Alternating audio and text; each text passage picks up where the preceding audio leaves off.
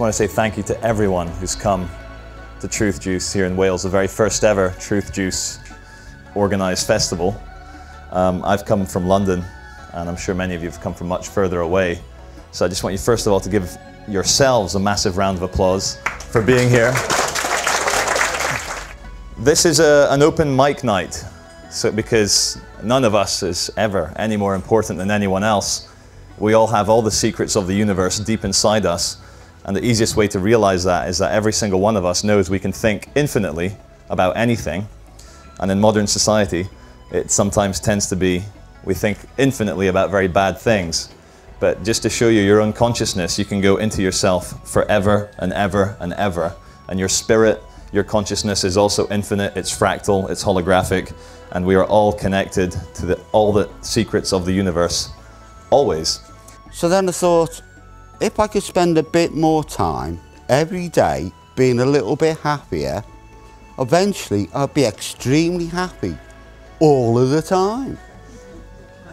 And if I could be extremely happy all of the time, it would be like living in heaven here on earth.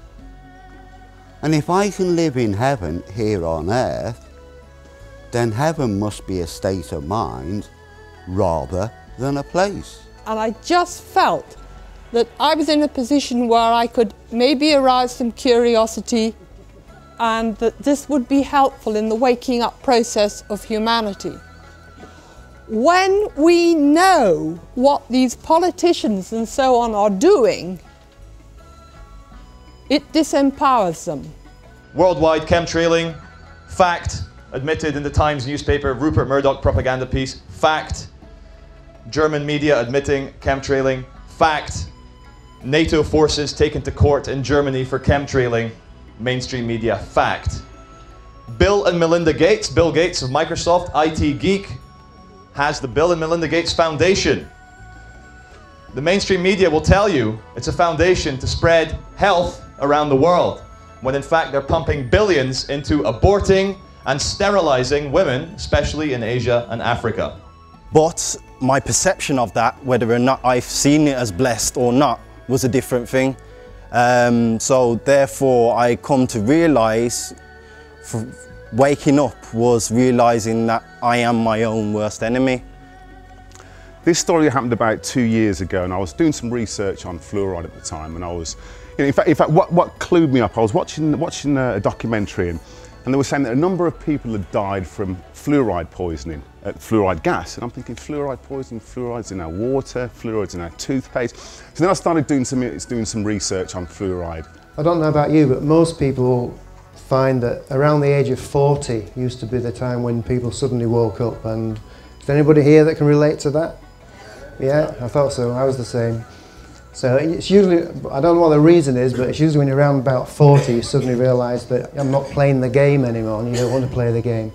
But tonight I'd like to just talk a little bit about Mayan calendars, coincidentally, so it's a good timing putting me on after the last bit, because I'll talk just a little bit about the big Mayan calendar, the prophetic one, but I'm really interested in the daily one they used and the days that we've chosen especially to have this celebration, because we've chosen really excellent days in terms of resonance to do this work we're doing here. Daniel, if you really want to know what's going on, take a heroic dose of magic mushrooms, 5 dried grams, and go watch Inception at the cinema. For our next speaker, the lady in the black and white striped top, obviously a Freemason. I'm joking. Vicky, is it Vicky? Yeah. All the best. Half of the battle while we're here is to do this and to learn, but the other half is going to be outside the fire and nattering to people. And I think someone said to me once, he said, the problem with our generation is we always live in the past or we live in the future, but the only time you can enjoy is the moment. So I think what I just want to say is I think we should enjoy the moment and take the most of all these little signs that we're going to get along the way. And if you want to go deep, I'll do it outside while I'm smoking. But now, thank you very much. Have a lovely festival. And I just want to bring in a couple of examples as well about anarchy. So one of them that I'll talk about just very, very briefly is the Nua, who are a tribe in Africa who live anarchically that I've studied. I think the way that they operate is very, very beautiful, and they do have order. They have ordered anarchy. That's not an oxymoron, it's absolutely true, and it works beautifully. And I think where they get their order from is from their spiritual beliefs. So for them, things like murder are polluting, and it would pollute their blood. There's a lot of people here who have come on their own, you know, because they're out there and they've got no one to talk to about these things. So meet up with people from, you know, there's people here from your area, and you can get together and start a Cup of Truth Juice in your own area. And if anyone is interested in doing that, if they can, before the end of the weekend, if they can come and see Ian or Karen or Tracy or myself, we'll give you all the support we can. We can link you all into a central website where we can list all the speakers everywhere. So just please come and approach us. Silky saw a video. She was actually in Egypt at the pyramids at the Stargate, and she told her friend, see that guy on YouTube? He was going to be my boyfriend. So my little novel with the girlfriend in Cambridge and her seeing this at the Stargate, and now here we are. And yesterday was my 30th birthday, and I'm so happy to be here with all of you. A couple of months ago I wrote that book, and I was looking at internet. I was like, internet. I used to have like 200 Facebook friends, right? And then I started coming out of reality, and I was like, yo, the world's fucked up. Everyone's trying to kill us. And it's like, all my Facebook friends like, delete. And I was like, so what am I gonna do? I can't be popular on the internet. No. And then I got this reality check, man.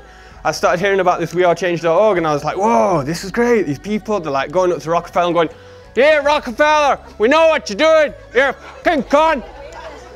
I was like, whoa, these guys are badass. All right, everyone, thank you very much. Massive round of applause for all the speakers.